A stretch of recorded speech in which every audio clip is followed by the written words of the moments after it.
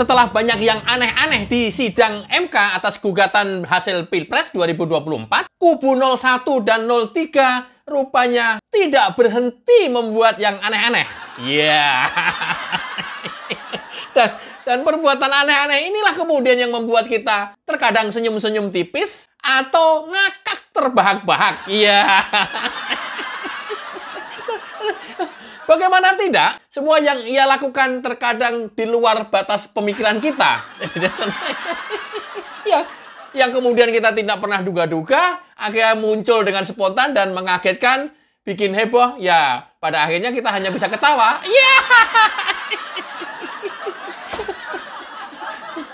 Kalau kemarin kita secara intens membahas Refly Harun, kok rasanya Bambang Wijayanto kok lepas pembahasan ya? Ya.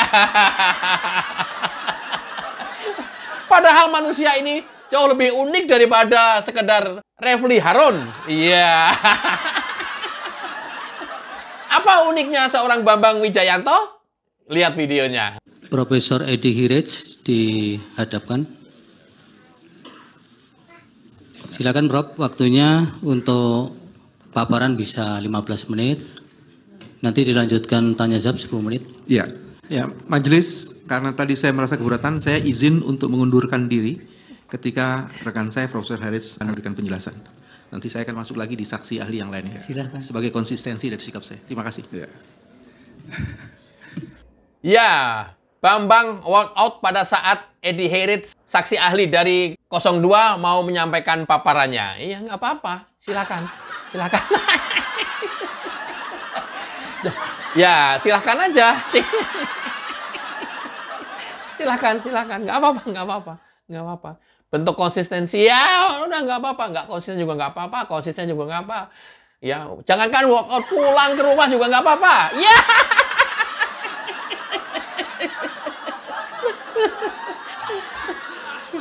Pulang ke rumah nggak apa-apa. Jangankan cuma walk out. Ya. Nah, Bambang memang ya ada apa yang dilakukan oleh Bambang sehingga pada saat Prof Edi mau menyampaikan paparan dia nggak mau dengar. Ini adalah teman Bambang waktu di KPK dulu. Iya. Bang, jangankan cuma walk out, lu pulang juga. Lu pulang juga sebodoh amat. Iya.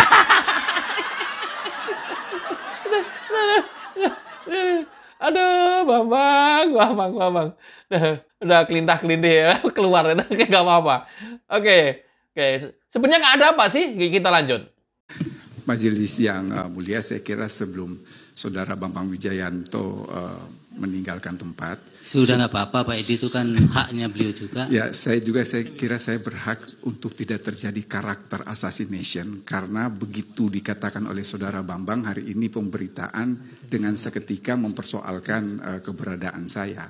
Saya hanya ingin mengatakan secara cuma 30 detik bahwa pemberitaan yang disampaikan oleh Saudara Bambang itu tidak disampaikan secara utuh. Pada saat itu Ali Fikri juru bicara mengatakan akan menerbitkan sprindik umum dengan melihat perkembangan kasus. Dan yang kedua, status saya sebagai tersangka sudah saya challenge di Pengadilan Negeri Jakarta Selatan dan putusan tanggal 30 membatalkan status saya sebagai tersangka. Jadi saya berbeda dengan Saudara Bambang Wijayanto yang ketika ditetapkan sebagai tersangka, dia tidak men-challenge tapi mengharapkan balas kasihannya Jaksa Agung untuk memberikan deponer. Terima kasih. Iya. Sekarang kita jadi tahu siapa sesungguhnya Bambang Wijayanto yang sok banget orangnya. Iya. Lu men, kalau lu bersih, lu setingkah-tingkah lu nggak masalah.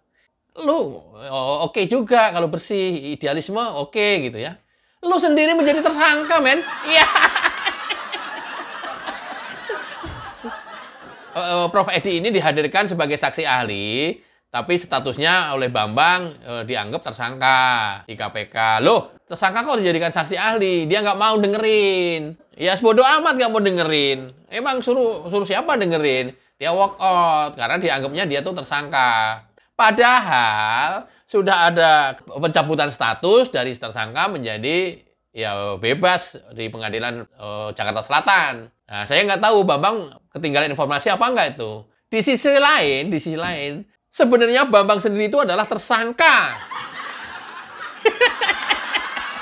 Edian kan? Edian lah, gimana nggak Edian? Namanya juga 01. Ya!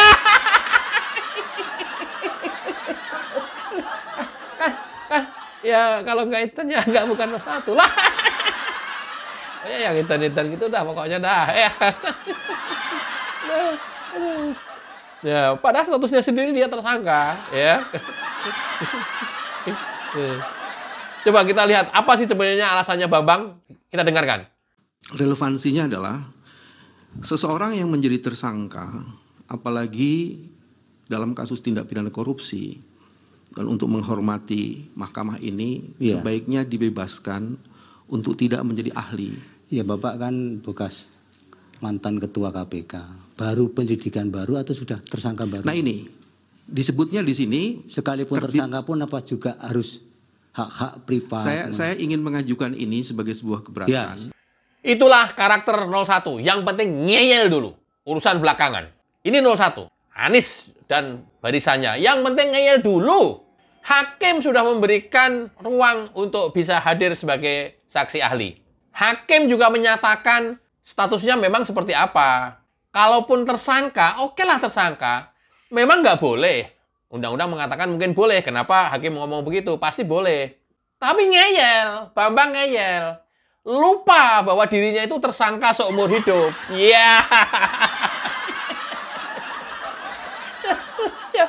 Oh, yang penting ngeyel dulu lah. Itu karakter 01. Kalau nggak ngeyel, bukan 01. Iya. Ngeyel supaya kelihatan hebat, kelihatan bersih, ya, banyakin omong dulu, ya, namanya omong-omong kan.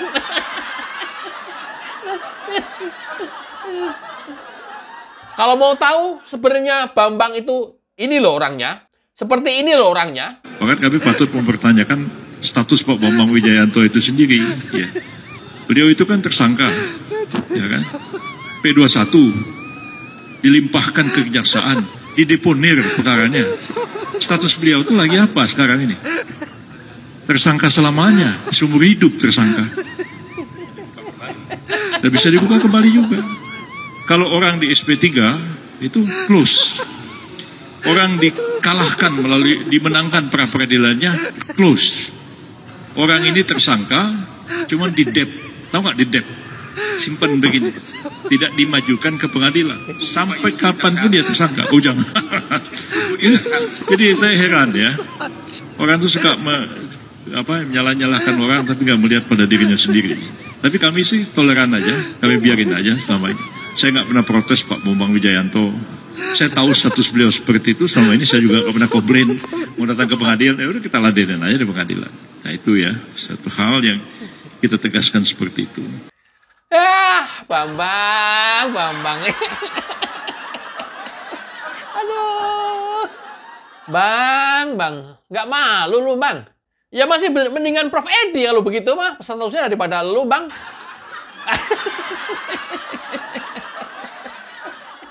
Diponering, Bang. Didip, disimpan. SP3 mendingan. Ya. Aduh, Bang. Itulah ya, kenapa ya? Ya, hampir semua kasus yang digugat ini juga maling teriak maling. Sorry tuh saya. Nggak maksud gua kayak Yusril gitu loh. Ya Yusril kan diam aja, tahu status lu diam aja dia. Oh mau menjadi pengacaranya Anies, ya udah nggak apa-apa, biarin aja. Nggak pernah kan protes masalah status lu kan? Bang, ini namanya ya menepuk air di dulang, memercik muka sendiri. Muka lu yang kena, Bang. Ya. Aduh, Bang. Bang.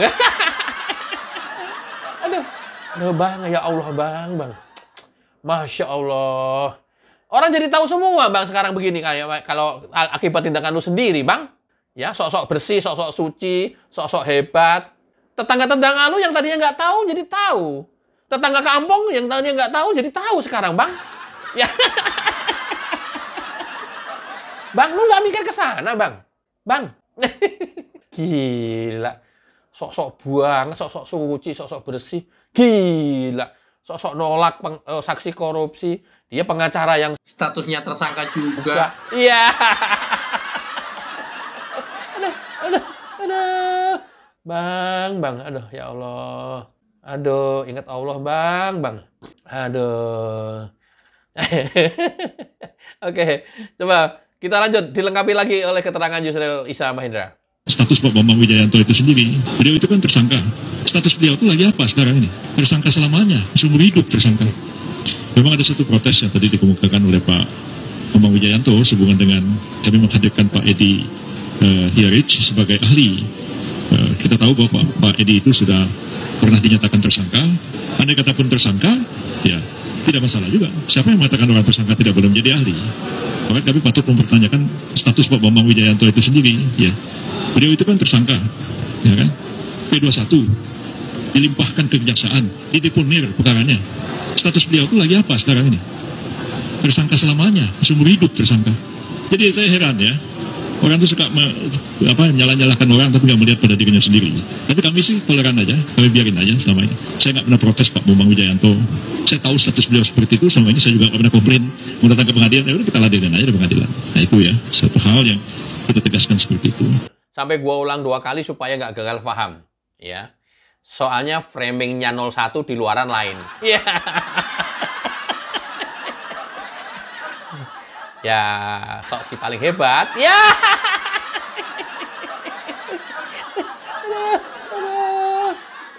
Nah, 02 kan orangnya ya slow, santai. Kayak Yusril nyampaikan, ya udah, gua sih nggak ambil pusing. Karena memang nggak ada undang-undangnya. Seorang tersangka menjadi pengacara. Nggak ada juga larangan seorang tersangka menjadi saksi di pengadilan atau menjadi saksi ahli. Ya. Aduh. Makanya gue nggak apa-apain. Ya, tapi karena dia sekarang ngomong, ya gue jadi ngomong. Ya. Bang, ini mau ibarat lu telanjang di tengah pengadilan, Bang. Bener-bener. Kamu telanjang bener-bener. Gue nggak tahu kasus kamu. Yang lain banyak orang yang nggak tahu.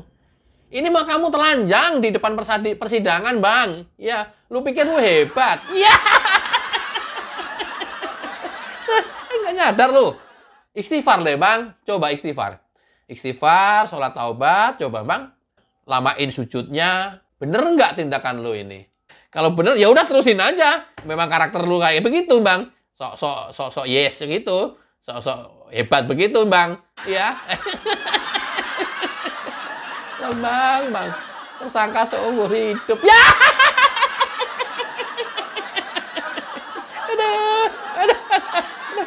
Orang akan ingat ini. Orang akan ingat ini.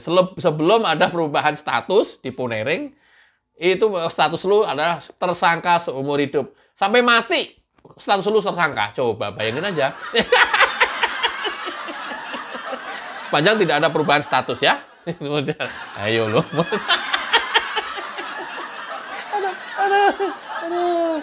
Teman-teman jangan heran. Ya seperti itu yang selama ini kita bahas. Watak dan karakter 01 dan 03. ya. Mudah-mudahan menaikkan imun tubuh dan selalu kita riang gembira. Wassalamualaikum warahmatullahi wabarakatuh. Sayo.